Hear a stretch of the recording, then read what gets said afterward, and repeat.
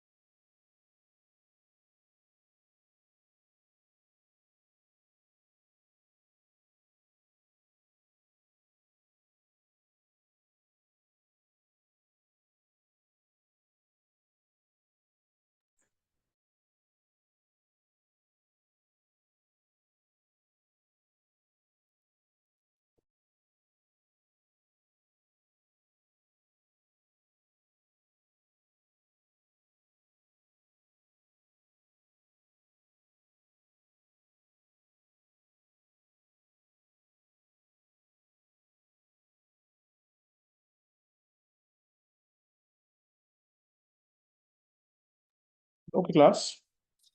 So good evening. So today we are going to be moving on to the rounding part of our class, my side to be specific. We are going to be looking at disclosures of non-financial information in the annual report. So far, our focus has been teaching you how to prepare an annual report. And when we say annual reports, you see, an annual report comprises of financial statements and non-financial disclosures. So the focus all along has been financial statements. That is what we are focused on by teaching you series of accounting standards, by teaching you how to prepare consolidated accounts. All of that are geared towards financial statement. So this topic I want to teach you today examines non-financial disclosures in an annual report, non-financial disclosures. However, you need to note that when we are talking about disclosures in an annual report, there are some disclosures that are disclosures to the financial statement itself. That is not the focus of this class today. Today, we are not talking about disclosures or notes to the financial statements. Like when we taught you IFRS 2, IAS 19, all of these standards, we will explain to you that they always have disclosures. They always have notes. That is not the focus today. The focus today is those non-financial disclosures in the annual report. So, and these are the non-financial disclosures we are talking about. Number one that we will look at is integrated reporting. Number two is sustainability reporting. Number three is a corporate governance report. Number four is a risk management report. And number five is a corporate social responsibility report. You see, what I'm teaching you today is extremely practical in the sense that organizations are already adopting this. For example, let me show you the financial statement of Dangote, for example. Let me open it and show you.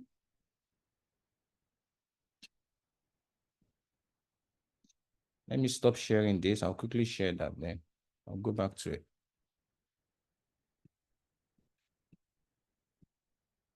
Okay. This is their most recent financial statement, that of 2023. Now, when you see that they have Dangote Cement annual reports. And all I just want to show you is the content of this annual report. When you look at the content of this annual report, the first content is strategic reports. You see, this strategic reports, the focus here is part of what I want to teach you today. The focus here, they talked about integrated reporting. They talk about their ESG highlights. That would be sustainability reporting and CSR. They talk about their risk management reports. And so this strategic report is majorly what I want to teach you today. Beyond that, they also have their corporate governance reports also, where I would show you majorly what you need to know as far as today is concerned. But what we had focused on all along has been this part, the financial statement part of an annual report, teaching you how to prepare accounts and all of that. But an annual report is just beyond financial statements. It's beyond it. There are strategic reports, there are corporate governance reports. Okay. So you will see Dangote now. The way they have presented their reports, they presented all of this in a single annual report,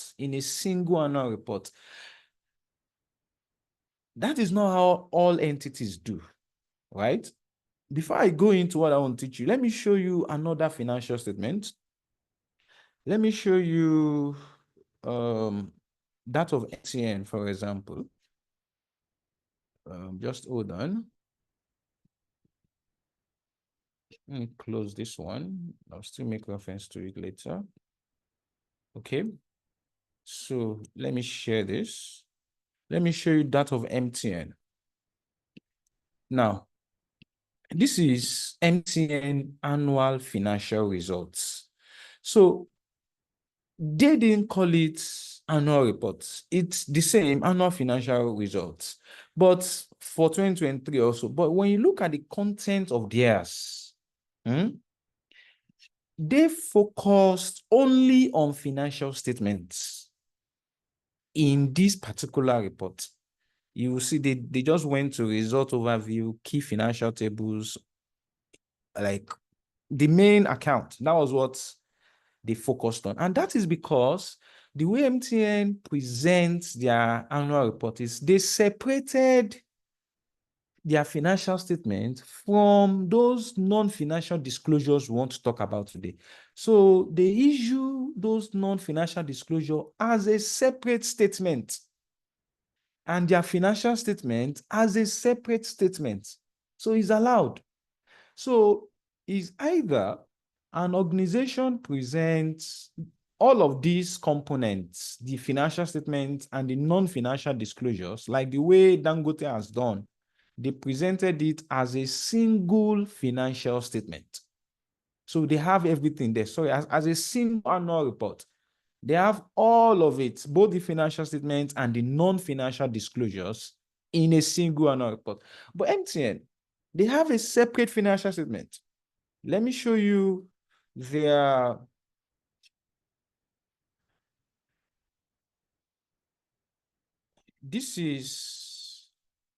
let me show you. So this is their own, I was reading it, so it's going through it.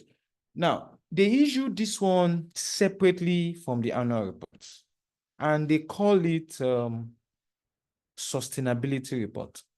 And they have been doing this for the past 3 years. They have been presenting statement.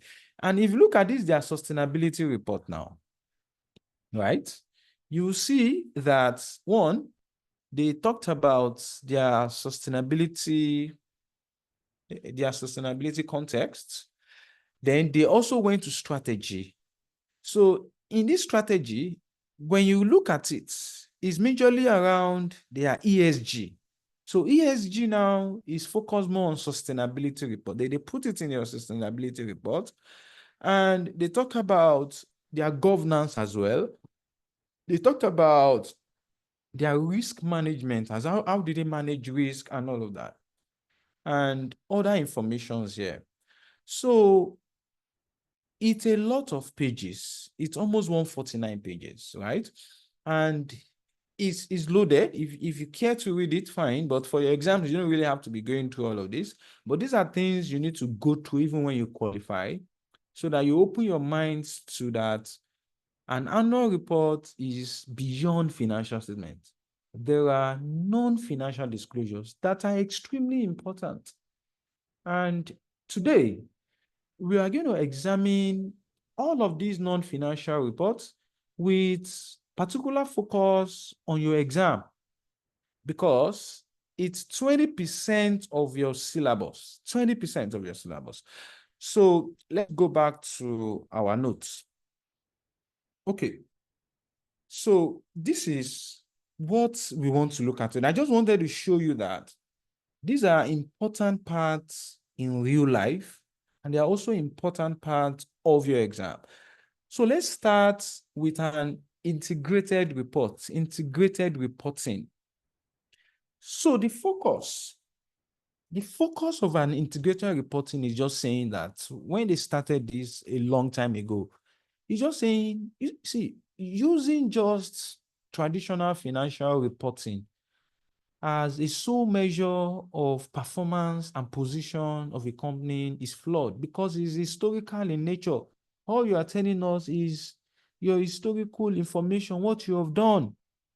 We need to have information about your future, your strategy, your plans. How do you create value? And that is where corporate sustainability report comes in. Like what MTN is doing now, like what I just showed you. When you check that sustainability report, you're going to learn a lot about how MTN create value, about how MTN develops their strategy. You understand their business model. That is the idea of an integrated report. That, okay, let's go beyond just providing historical information. Let's provide more information to our users beyond that. So they came up with something they call an integrated report, which is a concise communication about organization strategy, their governance, their performance and prospects in the context of its external environment, which lead to the creation of value in the short, medium, and long term. You don't have to cram this for your exam. The whole idea here is that integrated reporting is saying that, okay, why can't we communicate our strategy to our users? And so that they can understand, how do we create value? How have we been able to generate this so-called revenue, this amount of customer base? Let's explain it to them so that, I mean, they can come closer to us and understand our business as it were. That is what an integrated report, that is what they want to achieve. That is what they are striving to achieve. So in doing this, being that the idea, the sole idea is that let's provide reports about our strategy, about our governance, about our future prospects, so that user can understand, okay, this is how we create value. This is how we do what we do, not just in the past, but in the future, both in the short, medium, and long term. So to do this, there was a body that came up. They call it International Integrated Reporting Council. So you need to know about this. You need to remember this body because ICANN can ask you in the exam. These guys they were the one that started the movement around providing integrated report, which most companies, most publicly quoted companies now present in their financial statement.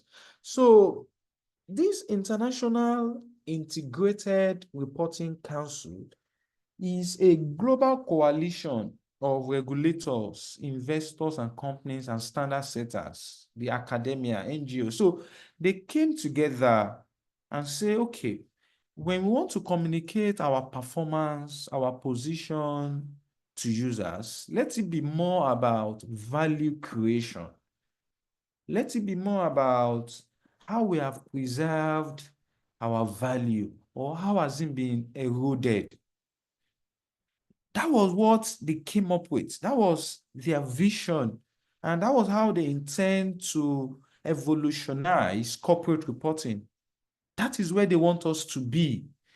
They don't just want corporate reporting to be about providing historical information. No, they want us to provide beyond that. Let people understand value creation. Let people understand how we have preserved our value and eroded it. Because it has a long-standing advantages that we are going to look at very soon. So to do this, they came up with a framework, a standard that can help companies to develop these integrated reports. So in June 2021, this has been gaining momentum that the International Integrated Reporting Council, they merged with the Sustainability Accounting Standard Board to form the Value Reporting Foundation.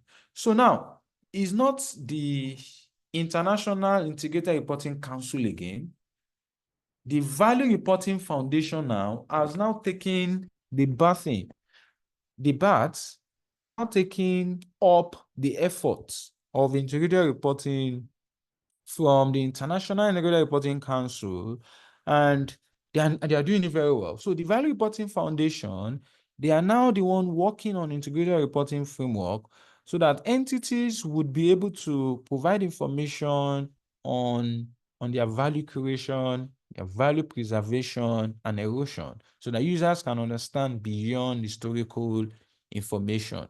So as it is today, as at last 2 years, August 1st, 2022, this Value Reporting Foundation is now part of the IFRS Foundation. I hope you still remember IFRS Foundation. They are part of the first topics I taught you in this class under conceptual framework. So Value Reporting Foundation is now part of, so if all of them are now working hand in hand. There's a Value Reporting Foundation that is now in charge of integrated reporting, trying to evolutionize how we present our annual reports through integrated reporting. And there is the IASB that is still focusing on IFRS. All of them are under the umbrella of the IFRS Foundation. Okay, so about integrated reporting framework, I don't want to repeat myself because all this is talking about what I've mentioned so far. Now, when it comes to integrated reporting, knowing fully well that the idea around integrated reporting is that you need to explain to users how you have created value. So to them, when it comes to value creation, they call something the capitals. What, of course, in financial reporting, we also call capital, right? It's basically what helps them to create value. While in financial reporting, our capital is usually just money capital, in integrated reporting, they view capital beyond money capital, even though it's part of it, because it's part of what you will have used to create value. Of course, financial capital. So it's part of it, but it's beyond that. So the first thing I can ask you, the fundamental concept in integrated reporting. It's talking about the concept of how we create value, what we use to create value, which are the capitals. So these are the capitals we have in integrated reporting. We have the financial capital. We have the manufactured capital. We have intellectual capital. We have human capital. We have social and relationship capital. And we have natural capital. So the financial capital under integrated reporting for an integrated report is similar to debt and equity as we have it in financial reporting. So it to be mentioned in an integrated report, right? Or probably maybe they got grants from third party or from whoever. That is the financial capital. Is really part of what has helped create value to be mentioned. But beyond financial capital, as far as the report is concerned, there is manufactured capital. And when I say manufactured capital, they are talking about physical manufactured objects that are available for use for the organization, that they use in production or providing services like buildings, equipment, or infrastructure, or roads, bridges, water treatment plants, right? Under integrated reports, we believe that is part of the capital, whether it is manufactured by us or it is manufactured by the government, in as much as we use it for production. It's part of the fundamental concepts of capital in integrated reporting, because without good roads, there is no way we can get the goods to the market. Without the appropriate bridges, ports, airways, infrastructures. No. So it's part of what organization use to create value, manufactured capital. Another one is intellectual capital, which are basically, if an entity has intellectual property like patents, copyright, software, and all of that, or they have some tacit knowledge within the organization or some systems that are known, or procedures or protocols that are known only to the organization, that helps create value. It's part of capital as far as integrated reporting is concerned. And of course, human capital, which is talking about the skills of their workforce, which is talking about the leadership framework in the organization, their governance framework, their ethical values within the organization, human capital. I mean, the loyalties and motivation for improving processes and all of that. Human capital that we believe is part of their capital, and that will help them create value as well. And there is social and relationship capital, which talks about organization relationship with the government and with key stakeholders within the space, within the environment where that organization operates. It's usually an organization's social license to operate. Is social and relationship capital is part of what helps an organization create value. And finally, is natural capital. And when I say natural capital, I'm talking about natural resources like air, like water, like land, minerals, and forests that has helped organization in getting where it is. That they know that without this, we will not get where we are. So you will see that even from this fundamental concept, when organization presents all of this, it goes beyond just presenting what you spent money on and the money you made. I mean, we are going deep into a lot more that users will seriously understand what this organization is all about and what they are doing. Because you're mentioning your intellectual capital, you're mentioning the infrastructures that you have benefited from, you're mentioning the good relationship you have with your environment, with the people, with the government. It goes a long way in providing more information to users. They can ask you that in the exam, and they might not, depend. So another one is when it comes to integrated reporting, the guiding principles is that integrated reporting is not about historical information. It's about, we want to understand the strategic focus and future orientation of an organization. That's the first guiding principle. When you're presenting an integrated report, tell us your strategy. That is why in both Dangote and MTN report that I showed you, you will see that the first, where they started from is their strategy. They said a lot, their strategy on sustainability, their risk management strategy. If you look at it, you would know a lot about these companies. So a lot of publicly quoted companies are already doing this already. So back to integrated report, the principle is about strategic focus. Tell us your strategy. Tell us how you have created value and how you're preserving that value. If there is any value erosion, let us know. Like what is happening in the country right now, you see a lot of companies reporting losses, even MTN. When you read that report, they explain value erosion.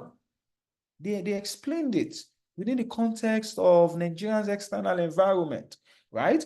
Another one is connectivity of information. Don't just, because you're talking about not historical alone, but find a way to link historical to how you're creating value. You need to give us an holistic picture and how these your activities of creating value, how they relate. Give us, you need to paint a story, let it link up so that we will know from, okay, when you obtain the resources to when you convert it, who are responsible for converting it, how you sell it. Give us a story. So when you read it up, you will see a story that you can enjoy as you read up. So connectivity of information is another guiding principle. Now, you need to focus on stakeholder relationship in an integrated report. It's more about that. It's a lot about how you'd interact with your social environment, your economic environment, and natural environment, and the government, the people, the society, like that. And we don't want unnecessary details, materiality. Only items that are material, that has substantial effects on the organization's ability to create value. We need the key things. And just go straight to the point. Concise. Of course, it should be reliable and complete. And from year to year, consistent, and it should be comparable. So, and this is the content, the recommended content of an integrated report. Number one, when you read both Dangote and MTN, this is more like the content that they also have, but it might not be in this order, but you'll find them giving information on all of this majorly. You get information about, they will talk about the organization overview and its external environment. You see them talking about, okay, this is our highlight for this year. This is what we did in terms of productivity. This is what we did in terms of profits. This is what we did in terms of giving back to the society. They will say a lot. They will say a lot here. And also its external environment. They will talk about the macroeconomic instability. They will start from globally, then they will narrow it down to like that. So for you, you just need to know these headings. You don't really have to, but you need to be able to picture these contents. So they'll talk about their governance structure, which is, we will still talk a lot about this, but they will summarize it under governance. I mean, their board structure, so that, I mean, we will understand those that are responsible for creating this value. Then they'll talk about how they make money, their business model. They'll talk about their risk and opportunities within that operating environment. They'll talk about their strategy and how they allocate resources. I mean, they will practically explain this, that, okay, like when you read Dangote Zone, they will tell you, okay, there's one for resource allocation. That, okay, from the value we have, we spend 80% for for maybe probably opening a new factory in East Africa. We'll spend this in helping the needy in the society, like that. They will tell us the strategy and resource allocation. Then, of course, they will give us an outlook of their performance, then their future prospect, which is their outlook, and of course, their basis of presentation. They need to tell us if there's any standard they have followed, if there is any guiding, what guides them on the matters they have included in the integrated reporting, how they have raised those information, how they come to judging themselves, because they would put a lot of information regarding how they achieved what they achieved. Okay, so those are the content elements. These are majorly the content of an integrated report. And so what is likely, even if you can't remember this in the exam, because this is a lot of things to actually put in your head, all of these things, you need to be able to, there's almost 90% chance if they want to ask information about integrated reporting, there is very slim chance that they will be asking you content, or they will be asking you guiding principles of fund. That fundamental concept is key, is important. At least you need to know that the fundamental concept of capital in integrated reporting is far beyond that of financial reporting. So, but they can ask that very well. But what I find them asking more often is benefit of integrated reporting, right? And I gave like around 10 benefits here. Number one, I said it's help improve communication. Of course, I mean, you're giving people information on how you create value. So it's an improved communication. When we have that, it leads to more clarity about your commitment and relationships. So users can make better decisions about you beyond just giving us information about your profits. It's not just about profit. It's not just about position. You need to tell us how you're creating value. What's your strategy? What's your outlook? What are your risks and opportunities? We need to know those things because it gives better decision making. Another one is increased engagement. Because for you to prepare an integrated report, it shows that you are engaging with stakeholders. Integrated report is more about stakeholder relationship because you cannot create value if you don't have stakeholder relationship. It's not possible. You cannot. You see Dangote when doing election is everywhere. As soon as there's a change in government, he's there. He's present. Stakeholder relationship. He knows without that, he cannot create value. He cannot, because a single government policy can bring everything down, right? And also, it reduces reputational risk because when you open up about how you create value, about your strategy, about your future outlook, people, stakeholders, investors, they will trust you and your reputation will be enhanced. So it reduces reputational risk. And of course, it improves accountability. Definitely. Because you're telling them everything. Everything. How you have actually spent their money. Not just saying that, okay, this is our revenue. We don't even know how you made that revenue. Maybe you could have even made more. Yes. Because when you tell us how you create value, a lot of people will say, okay, you're not doing it the right way. You're not doing it the right way. Is this the only thing you're doing? I mean, it's going to increase innovation. By the time you think through how you create value and improve competitiveness, it will reduce cost of capital because when investors trust you, they will easily give you funds at low cost.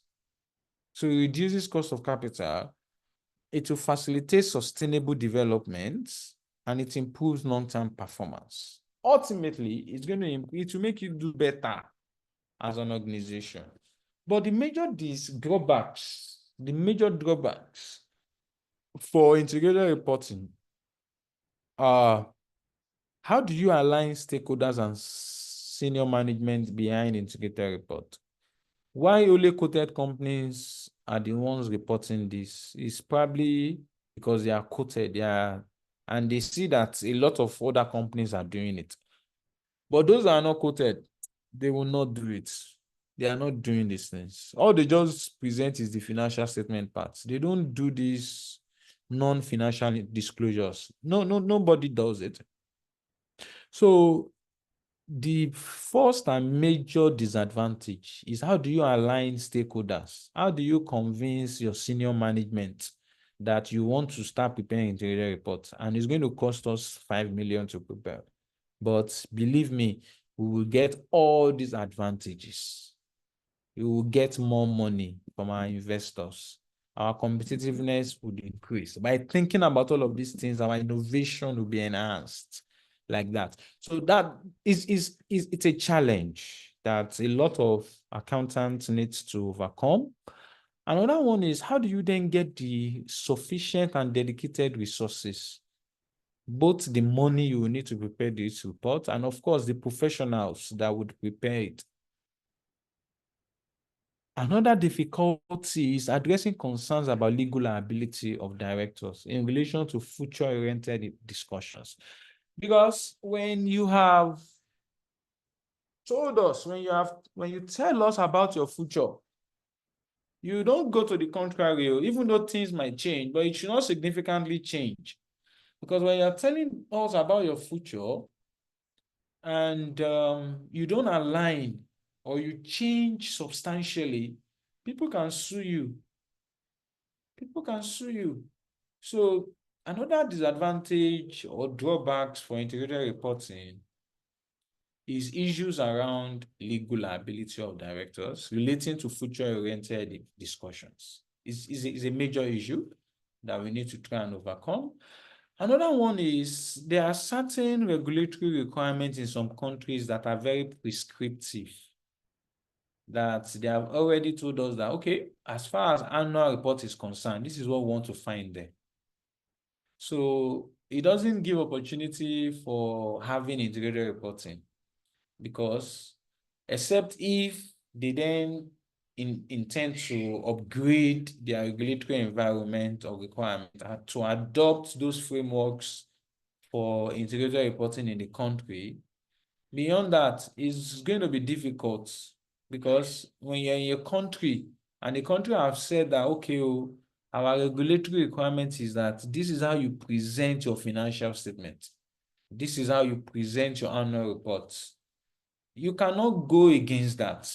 So when you have prescriptive regulatory requirement, how do you overcome that? A lot of people don't even understand regulatory reporting. That's a major challenge. And another downside is that it exposes an entity strategies for value creation to the public, especially competitors. So it's also a drawback, because when you're exposing your strategy, is a disadvantage. Okay, so you need to, at least you need to be able to come up with the benefits, the disadvantages, and also the fundamental concepts as far as integrated reporting is concerned. So when you're taking away from integrated reporting today, is majorly understanding that we are trying to be innovative as far as corporate reporting is concerned. We want to go beyond mere providing historical information about position and performance, but we want to evolve into a more integrated thinking, whereby we can present communications and information to users about our strategy, about our performance, about our risk and opportunities, about stakeholders' relationship, about how we create value in the short, medium, and long term. That's integrated reporting, and it has numerous benefits as well as disadvantages that needs to be overcome. That is all for the first part of today's class. Any questions before I move to the second part?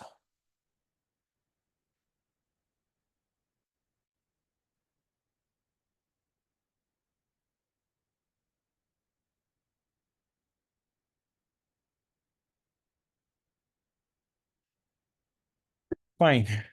Let's go to sustainability reporting. This is also an important part of an annual report. And what this looks at is that sustainability first. Let's focus on sustainability before we go to reporting on sustainability. Let's focus on sustainability first. So sustainability is defined as the ability to meet current needs without undermining future generations' capacity to meet their needs. Meet current needs without undermining future generations' capacity to meet their needs. So we are saying that you should carry out your activity today and ensuring that you do not destroy the environment, ensuring that you preserve and conserve the resources and energy you have for future nourishment, so that in the future, others too can enjoy these resources. That is sustainability. Be sustainable. Don't finish everything today. Don't say because you live, nobody else should live again. No. So when it comes to sustainability, three principles regulate the notion of sustainability. Three principles, which are the essential pillars of sustainability, and it should be applied by every company and even in our individual personal life. So when you're thinking about sustainability, what I want to talk about will even help you when you, in the exam, they are asking you about what should you report. When an organization is reporting about their sustainability, what should be there? Is these three core principles is anchored on it. Number one is environmental protection. Environmental protection. Number two is social development. And number three is economic growth. Please stay with me, because after finishing this one, I'm going to ask you some questions. There'll be quizzes. So listen up. Environmental protection, social development, and economic growth.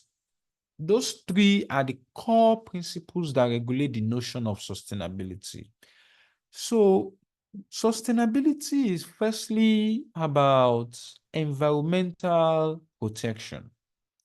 And the goal is that if you are a country, if you're a company, or you're an individual, that your job or your activities or your business activity is extracting natural resources, when you are dealing directly with the environment, you need to protect it.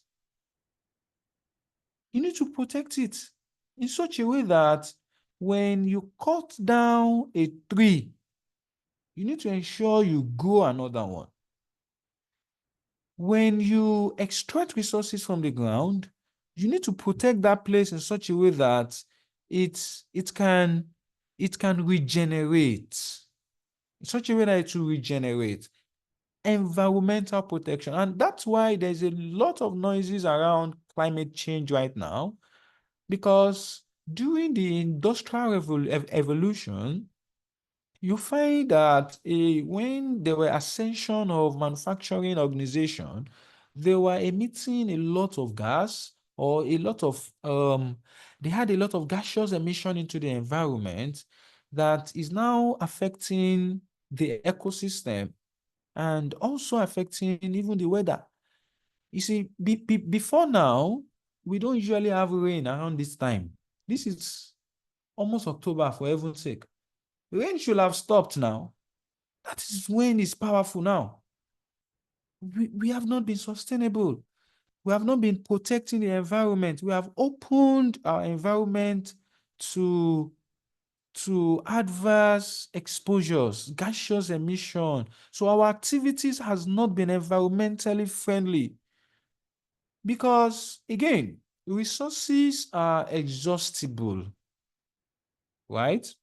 So we need to take it in a way that you don't just have an irreversible effect on it like that. Otherwise, it will just go away. That environmental protection, we need to safeguard and maintain an healthy environment.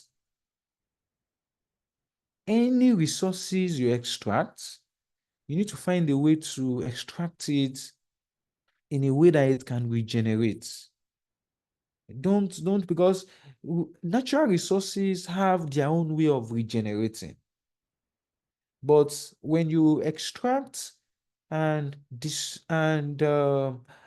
act on them in some ways, it's going to kill the ability to rebirth or regenerate. In most instances, when you cut a tree and you just leave it, there is high likelihood that it might grow again, depending on how you have cut it. But when you cut it in some ways and you know that this thing might not grow again, you need to replant for the sake of the earth. It's a lot of stories, and I'm sure you guys can even say more than what I'm even saying myself. Beyond that is social development. So sustainability is not about environmental protection alone. It's beyond, sustainability is beyond the environment. Yes, the environment, fine. Take care of the environment. Make sure they regenerate, repair damages, and all of that. Beyond that, we are talking about social development. You see, sustainability is also about organizations' relationship with people, with communities, and society. That is sustainability. Is a social sustainability. There is a social sustainability where organizations, individuals, they create an environment or a society that is livable, healthy, and equitable. That's social development. And when you talk about social development, is a lot here. The concept around social development is a lot. Talking about social equity, we're talking about livability, health equity, community development, diversity, social capital, social support, human rights, labor rights, social responsibility, cultural, all of these things. I mean, CSR falls here, giving back to this community. It falls under social sustainability or social development. It's part of sustainability. When you read those reports that I showed, that I've shown, you will see them talking about a lot of these things that we employ. I mean, there's this always talking about, okay, we employ a lot of females at the top level management just to show about gender equality and diversity. They talk about what they have done for their community. You see them talking about that they pay minimum wage. You see them talking about labor rights and all of that, which is why a lot of organizations allow labor union. It's just for labor rights. It's not because they cannot say, if you form labor union, we'll send all of you away. Of course, they can say that, but they are thinking beyond that. They understand the impact that can have on their reputation as an entity. That is social development. And the third one is economic growth. Economic growth here, we're talking about when you are growing, when you are carrying out your economic activity as an entity. Don't carry it out in a way that will cause significant economic difficulties for future generations. Whatever you do economically, consider the future generation. Don't create difficulty for people to carry out their businesses in like 5-10 years. Whatever that means to anyone, that is economic growth. Grow sustainably. So your growth should be a sustainable economic growth, not you and you alone. Like what Africans have been doing, and the West knows that this is not a sustainable economic growth, is a situation where you find, like what we do in Nigeria, for example, now, that we are doing food for loan, food for loan. We have done it a lot. Some people argue that is right, but it's not a sustainable economic growth, because what they are doing is that they want to grow in a way that it will cause significant economic difficulty for future generations. Like doing Buhari's regime, he did a lot of this. So now, when Dangote came upstream and is requesting for crude from NNPC, NNPC said, we don't. And then they said, but you do 1.2 million barrels per day. You do 1.3 million barrels per day. Where is it going? Are you selling everything? Just give us 400, 500 barrels, 500,000 barrels. You don't have. Little did they know that there are JVs NNPC has entered into. There are crude for loan they have done that where they have committed well over 200,000 crude per day to this loan, on that loan, and they keep doing it. That is not sustainable economic growth. Grow in a way that it will not cause significant difficulties for future generations to grow. That is sustainability. It's about environmental protection, social development, and sustainable economic growth. You see, from what I've said, we can get a lot of importance from there.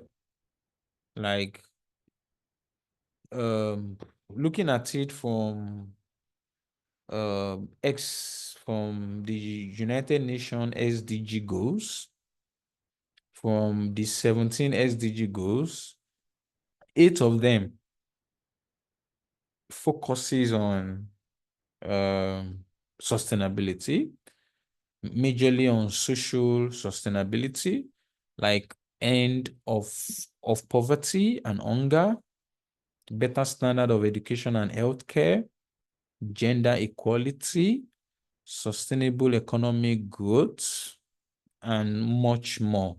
And also health, land, and air, sustaining all of this. So when an organization is sustainable, it's going to improve the quality of life. It will protect the ecosystem.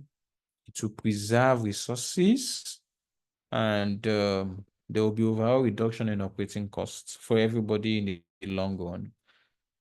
Okay, I've been talking for a very long time.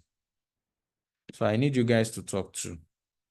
So let's attempt some quizzes before we move on to the next thing. Remember, we really have around 1 hour for this class. So I intend to stick to that. So number 1, you're free to unmute to answer if you wish to. We said sustainability is the ability to preserve resources and energy to nourish and provide for the future rather than exhausting them to meet short-term needs. True or false? True. Good. Number 2, sustainability addresses the following issues except economic, environmental, ecological, and social. Ecological. Correct. Sustainability is governed by the following principles except environmental protection, social development, economic protection, economic growth. Ecological protection. Correct. Dash aims at promoting communities, eradicating poverty, and ensuring equality. Environmental, social, economic, ecological. Economic.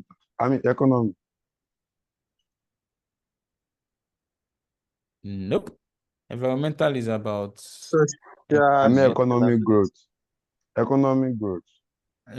It's not economic growth. Social sustainability. That's correct. When it comes to Yes. yes, when it comes to eradicating poverty, ensuring quality, you're talking about social, you're talking about people.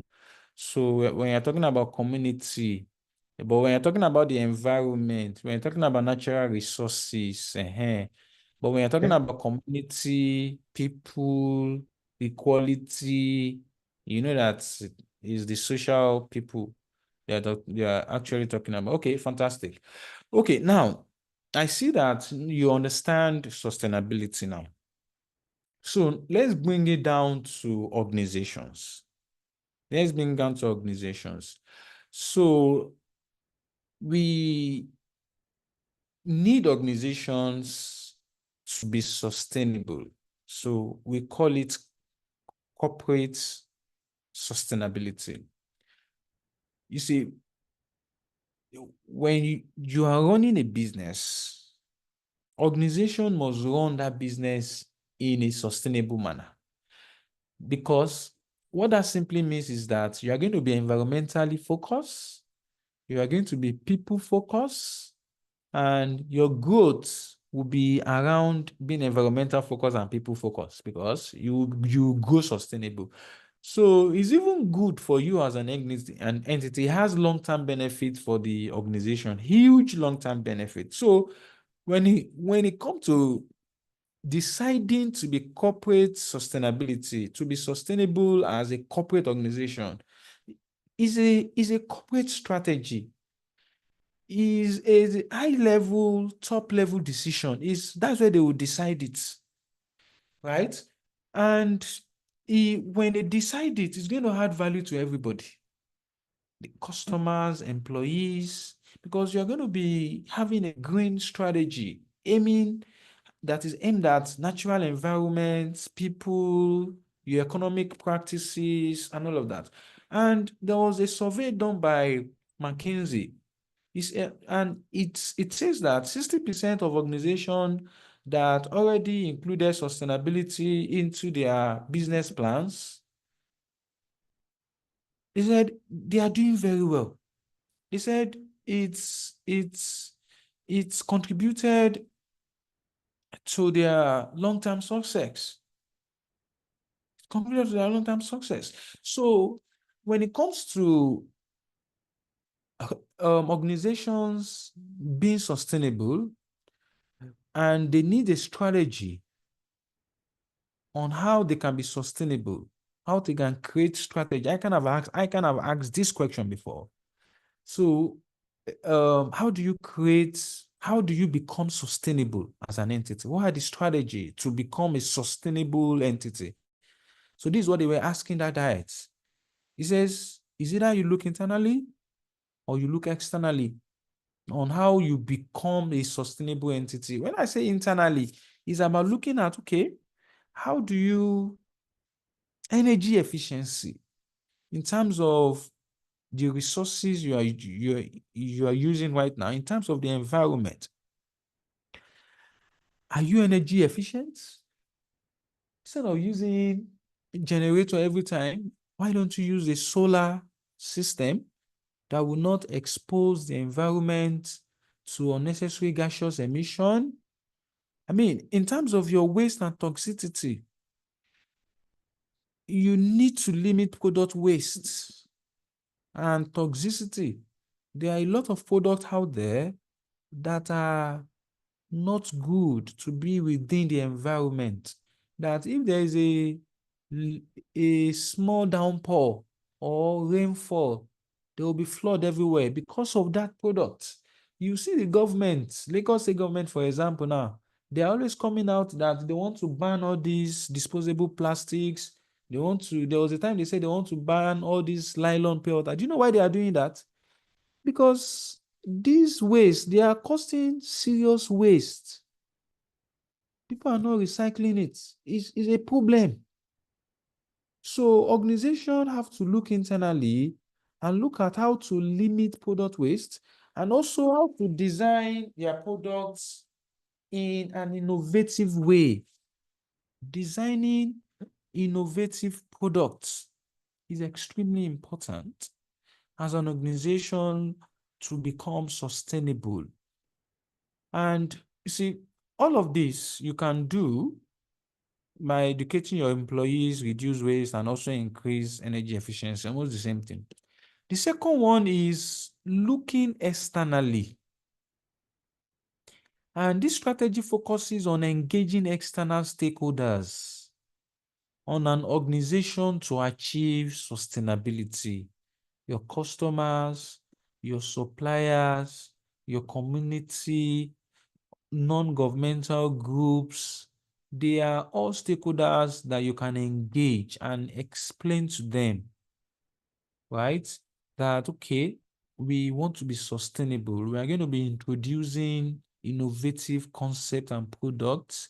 We're going to be upgrading our technology in a way that to limit waste or reduce waste and to be energy efficient, and we want to enhance recycling. I mean, they can educate employees and society, those people that are selling bottled water, for example, now. They can find a way to ensure that people don't just throw these bottles around the road. Organization can take a mission, and truth be told, most of these organizations are trying. When you check any plastic, you see them, they will write it there. They will put it there that recycled. It's always there on all plastic. But people will not listen.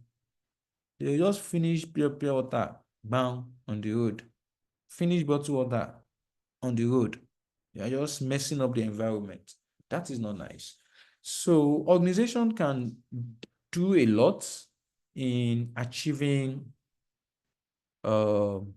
in striving for corporate sustainability. These are the strategies on how they can do that.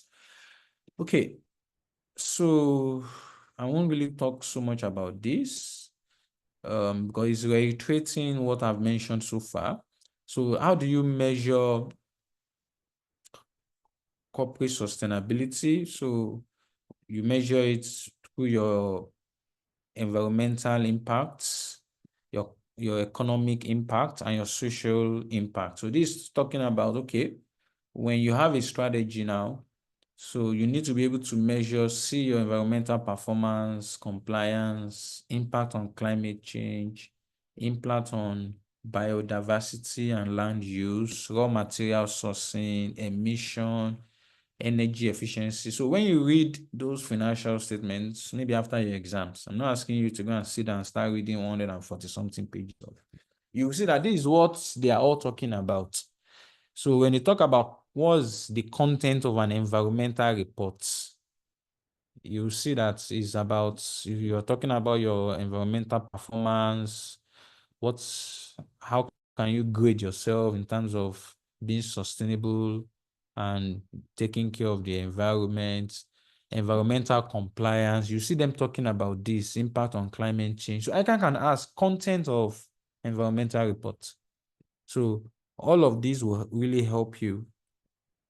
And these are things you can make up, that's just to pick points in the exam like this, as far as environment is concerned. And economic, so that's more on the top management, and it's about being compliant, being good corporate citizen, transparent, regulatory compliance, business ethics, and corruption and anti-competitive practices. So all of this makes you economically sustainable as an entity. And social, the way you measure social is okay, how do you manage your labor or your workforce? How do you take care of health and safety of your employees, of the community and the society? Your supply chain management, who do you do business with? How do you ensure that your suppliers or where you source your raw materials, they are sustainable? Your product safety and quality. It talks about privacy and data security, responsible. I mean, all of these things you will find. In fact, this one is good for if the examiner asks you content of social and environmental reports. You can give them this. So, and I can have asked it severally. They can even ask you these diets, I'm sure. So, and it's always 5 marks. You just need to know like 5 points and you get 5 marks. So these areas are sweet for you in picking points in the exam. So similar to what, were discussed before, is when it comes to corporate strategy, developing corporate strategy, is about including sustainability in all your decision, work with your stakeholders, engage your community. I think we have talked about this before. And again, what is the benefit of being a corporate sustainability, of being an entity that is sustainable? So it's, you see, when your corporate sustainability impact on continuous availability of resources, it will boost revenue while lowering costs as an entity. It will increase employees' productivity and sustainable. It will attract talents, mitigate risk, improve your reputation, attract investors. It makes you innovation and creative and all of that. And most organizations, the reason why they are sustainable, what is driving is regulatory obligation and compliance. Now is now becoming compulsory. Like in Nigeria now, one of the core driver, one of the regulatory compliance is the IFRS Sustainability Disclosure Standards, IFRS S1 and IFRS S2. So this class on sustainability is not me. I will not start teaching you what is, no.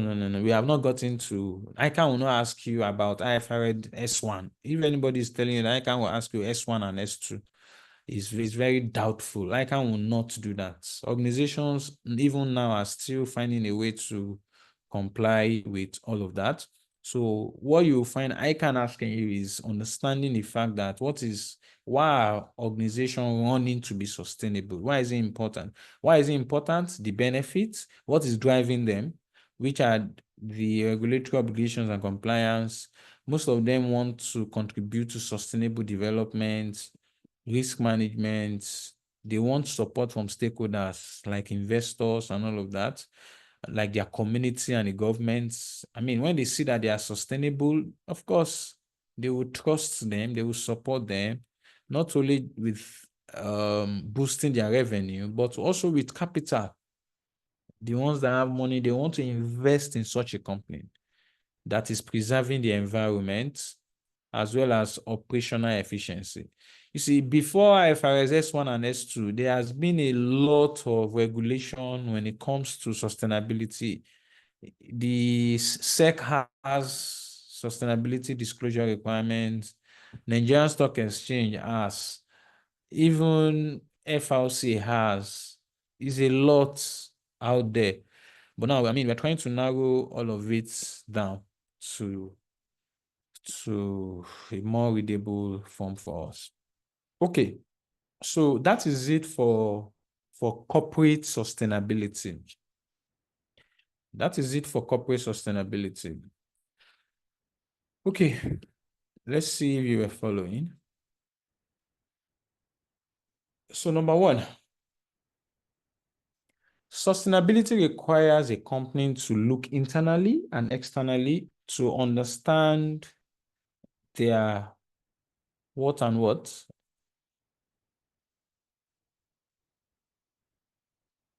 Is it ecological? No. Is it economic and environmental? Environmental and environmental impact. sorry? See,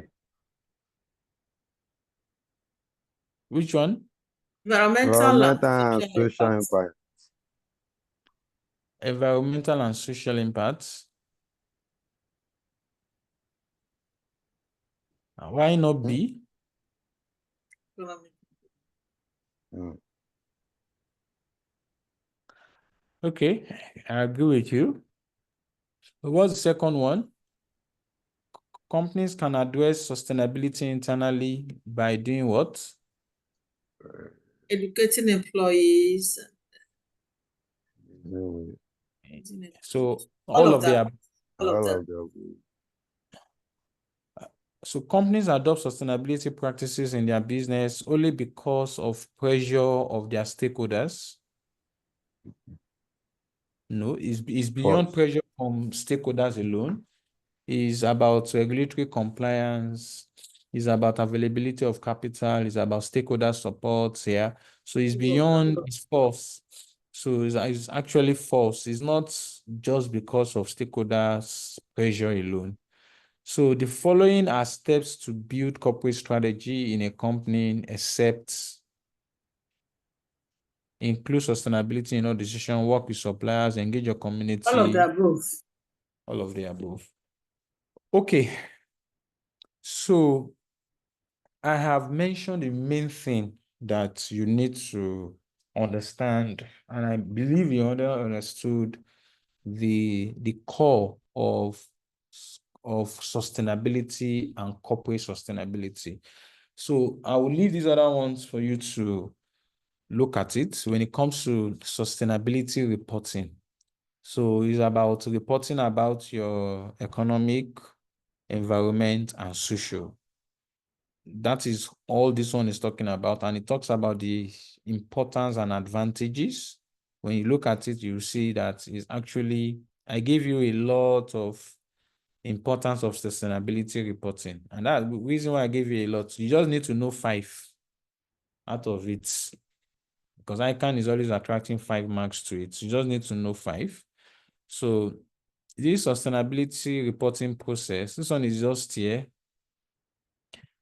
I don't see ICANN asking you this reporting process, right? So it's just, this is majorly understanding the processes that goes into reporting, because when you want to report on sustainability, you need to understand, okay, why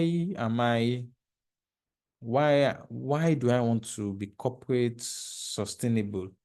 Why do I want to be sustainable? You need to know what's your goal first, right? Then when you start being sustainable, you need to be able to measure your performance. Those economic measures, environmental measures that we mentioned earlier on, you need to be able to know, okay, how far have we gone? You need to be able to know whether you are doing what you're supposed to do. Then from there, you evaluate, then you take actions by managing the performance. So it's part of key things, because some organization, when they want to be sustainable, they know that it will impact profit, sales, even their customer service and all of that. So it depends on what goal or why you want to be sustainable. So, and when it comes to sustainability reports, why do organizations publish it? I think we have mentioned it before. So there's a pull factor, right? Which are the people that are ensuring they do that, or that is, in fact, a pull factor will be around the institutional investors, people, because some organizations or some investors will only invest in companies that are sustainable. If you are not sustainable, then you invest their money in you. Is a pull, is what is pulling them. And some entity want to showcase that they are contributing to sustainability development, like MTN now, for them to prepare a separate statement, and they call it sustainability reports. They know what they are doing. Of course, they want to showcase it that we are preparing sustainability reports for everybody to see. And also is risk management, right? Is especially environmental and social risk. And the push factor, this one is like they are the one that is enforcing like the regulation, right? Most organizations, the reason why they publish sustainability reporting is because of the push from regulatory agencies, right? Other ones are stakeholders' interests and standard setting and reporting initiative. So in the exam now, this one, you don't have to start mentioning pull and push factor. They will just ask it as a singular question that you need to then attend to, as the case may be. So we are running short of time. So you can look at these quizzes on that, is just to ease your reading. And I also mentioned sustainability reporting standards. Even though the focus now is on this last one. The major standard for sustainability, as far as Nigeria is concerned now, is the ISSB, International Sustainability Standard Board. And Nigeria now has started adopting the standard issued by this board. So they call that standard IFRS Sustainability Disclosure Standards. They have issued IFRS S1, which is the general requirement for disclosures, and IFRS S2. So, but beyond all of this, you see organizations don't prepare sustainability reports just with this ISSB. Even if you read the MTN reports, it's not just ISSB they followed alone. No, they also still comply with the Global Reporting Initiative. This one were the first body that came up with sustainability reporting initiatives. They have been around for more than 2 decades. They have been around for a long time. So they have been there, and their initiative is still out. Organizations are still complying with it. And of course, almost everybody here will know about ISO, International Standard for Organization. It's also a standard for sustainability, and the one that relates to sustainability development is ISO 14001. You don't have to cram that. I don't see them asking you that, but I mean, I'm just giving you an idea that is beyond ISSB alone. When it comes to sustainability reporting, organizations can comply. Even in Nigeria, SEC has their own sustainability disclosures that's on how entities that are quoted should present their environmental reports, their social reports, their governance report, like that. So, and lots more. The SASB used to be there, but now SASB is now ISSB. So I just put it there for you to also understand that there are a lot of standards on sustainability. And there's this one, this CDP, this Carbon Disclosure Project. These guys, they have data on greenhouse emission and energy use data. They understand the total emission that organizations are impacting on the environment. They have all of this data that you can use to measure whether you are doing well or not, because they are the one that will tell you that if you are emitting more than this level, then you are not green. When you're emitting less than this level, then you're good. So they are the one that measure your impact on the environment. They are the one that would understand that when your impact is beyond this level, then you are not sustainable as an entity. So those are the standards, and there are other things here.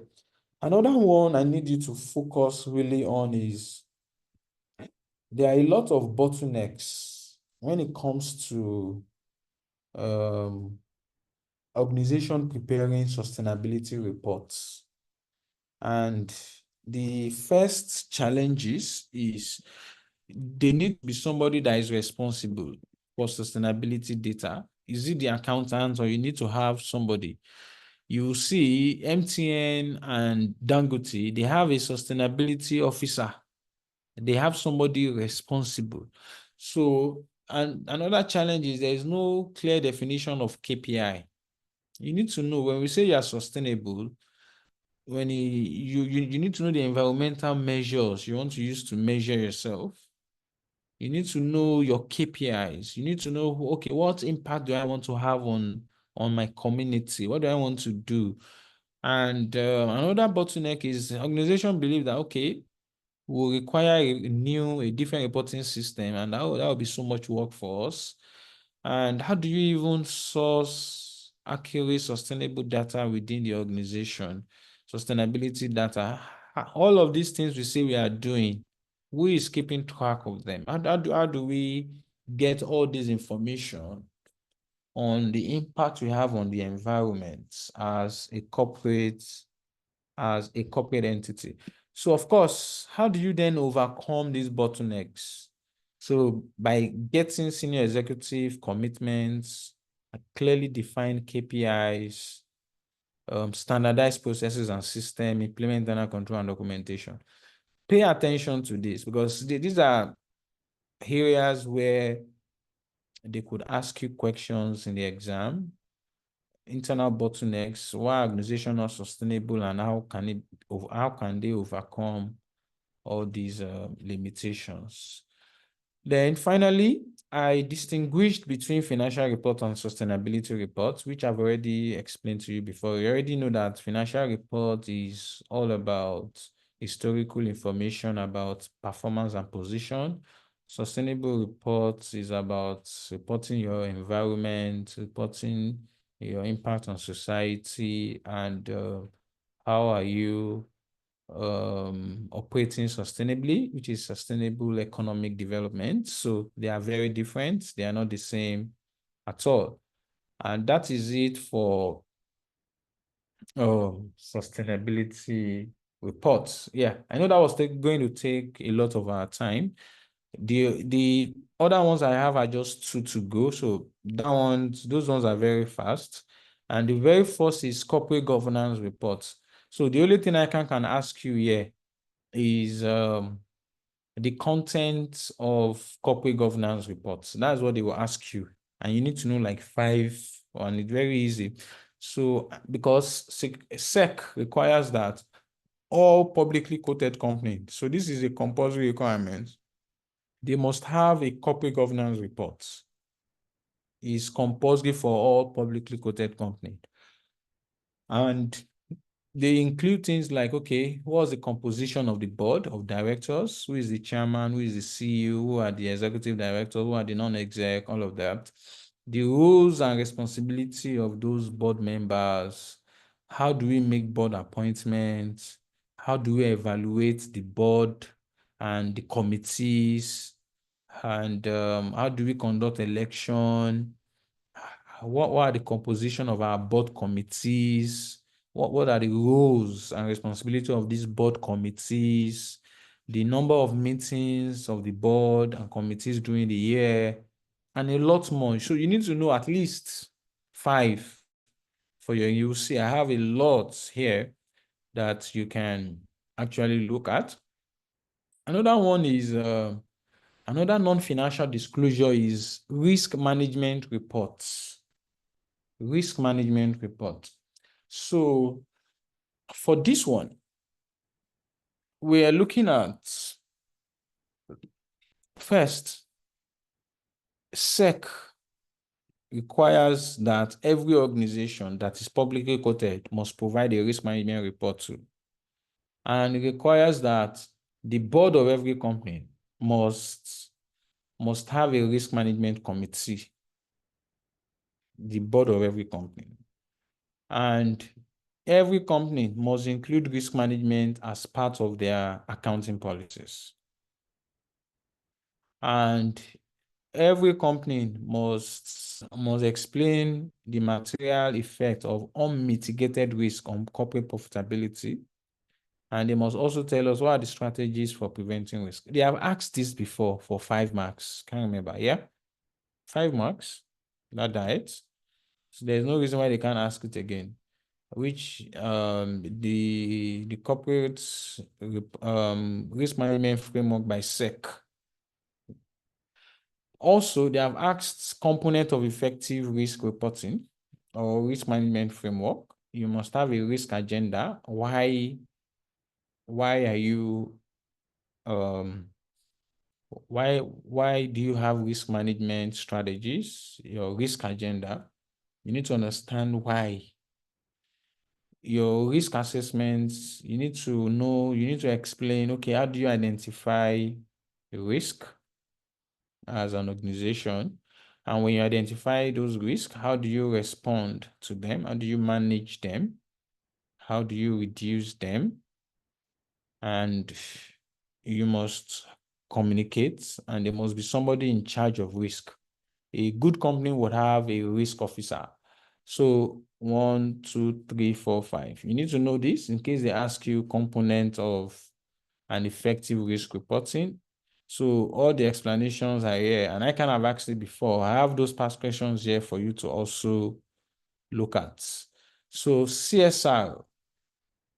CSR now is embedded in sustainability reporting under the social part, where organization talks about what they are doing to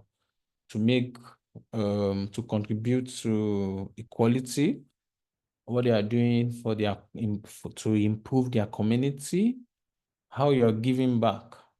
So you see CSR, what the company is doing is already embedded in sustainability reports now under the part of the social reporting. It's the same thing as CSR. What are you doing to the people, to your employees, to your community, health and safety of them, gender equality, a training for the community? Did you build any road or whatever? So that's CSR. And after this one, there are a series of past questions here that I kind of asked. So since a long time, the diet, they did not ask anything on what I've been talking about so far. Was last diet. Last diet, they focused a lot on standards and all of that. They didn't ask anything around this. Of course, they can do that again, this diet. So all we're trying to achieve is we want to cover all angles, teach you everything that you need to know, okay? Just so that you're safe and you're fine. So I would implore you, these past questions, just go through them. I intentionally put them here so that it's easy for you to go through. As you are going through these notes, you are going through all of these past questions. And you find a lot of repetitions like that, things that will make sense to you. Just take your time and read this. It is worth reading for a corporate reporting student. It's a good reading for you, even if they don't ask it. But know that this is 20% of your syllabus that I've just explained in a very short way. So, and don't forget that standards that we took months to teach you, accounting standard is just 20% of your syllabus. So if they want to comply strictly with the syllabus, this thing I've just taught you is 20%. Accounting standard is 20%. Group account is, I think, 25%. Then there is regulatory and conceptual framework, which is 10%. There is ratio analysis and EPS, which is 20%. And there is ethics. Ethics. A lot of you might have done ethics. Probably maybe we would solve 1 or 2 questions on there, but there is nothing there. All these fundamental principles, conflict of interest that they teach you in audits, ethics, you see, I can asking you that. It's 5% of your syllabus. So that makes 100%, really. So sit down, take your time and jot down the key point that I said you should note. Look through these past questions, and I'm sure you would do well as far as this part is concerned. So I'm done for today. So next week, like I've told you, even those my physical class students are here, a lot of them are not around, probably because of the rain and there's a lot of traffic in Lagos. So a lot of them could not join. All our classes are going to be here, the few things we have. And the only thing I have left to teach you is operating segments and interim reports, which I'm going to be teaching you next week, operating segment and interim report. So that might be our last class, and it might not. I might decide that, okay, I want to have another class for us to look through past questions together, so that all of these things we have been saying, we have been teaching you. I think it will make sense for us to sit down together and see, okay, have you really done justice to most of these things?